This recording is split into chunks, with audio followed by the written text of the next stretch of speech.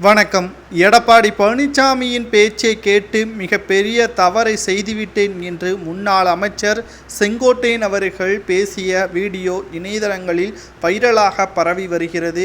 அதிமுக தனது கட்டுப்பாட்டில் இருக்க வேண்டும் என்று எடப்பாடி பழனிசாமி அவர்கள் முயற்சி செய்து வருகிறார். இதனால் அதிமுக அழிவை நோக்கிதான் செல்கிறது என்றும் அதிமுகவின் நிர்வாகிகளும் தொண்டர்களும் தற்பொழுது பிற கட்சிகளுக்கு ஆதரவாக பேசுவதை என்னால் பார்த்து கொண்டு சும்மா இருக்க முடியாது. எடப்பாடி செய்த தவறுக்கு நாங்கள் அன்று ஒத்துழைப்பு கொடுத்தது மிகப்பெரிய தவறாக மாறிவிட்டது என்றும் 2026 சட்டமன்ற தேர்தலில் அதிமுக வெற்றியடையுமா தோல்வி அடையுமா என்று பேச்சுவார்த்தை நடத்தக்கூடிய வகையில் இல்லாமல் அதிமுக முதலில் டெபாசிட்டை பெறுமா என்ற பேச்சுவார்த்தை நடத்தப்பட்டு வருவது அதிமுகவிற்கு மிகப்பெரிய ஒரு அவமானமாக தான் பார்க்க முடிகிறது.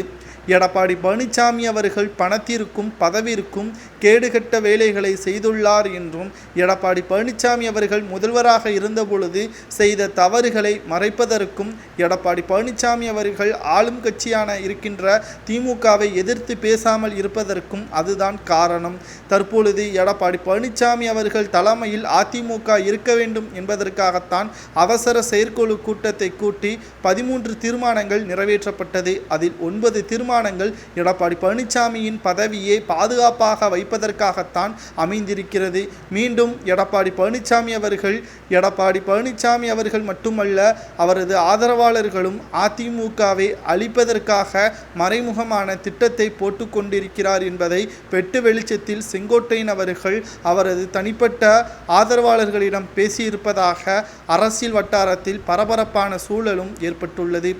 இன்னும் 2 ஆண்டுகள் மட்டும்தான் இருக்கிறது சட்டமன்ற தேர்தல் வருவதற்கு. ஆனால் அதிமுக அதற்கான தயாரான நிலையில் இருக்கிறதா என்று பார்த்தால் ஜீரோவாகத்தான் நாம் சொல்ல வேண்டும்.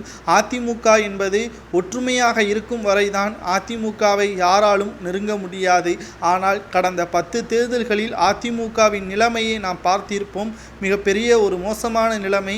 இனியும் எடப்பாடியை விட்டு வைக்கக்கூடாது என்று செங்கோட்டையன் அவர்கள் ஆதரவாளர்களிடம் கூறியிருப்பது சரியானதா? எடப்பாடி பழனிசாமி அவர்கள் அதிமுகவில் இருந்து நீக்கப்பட்டால் மட்டும்தான் அதிமுக வெற்றியடையுமா என்பதை உங்களது கருத்துக்களை கமெண்ட் வாயிலாக கூறுங்கள்.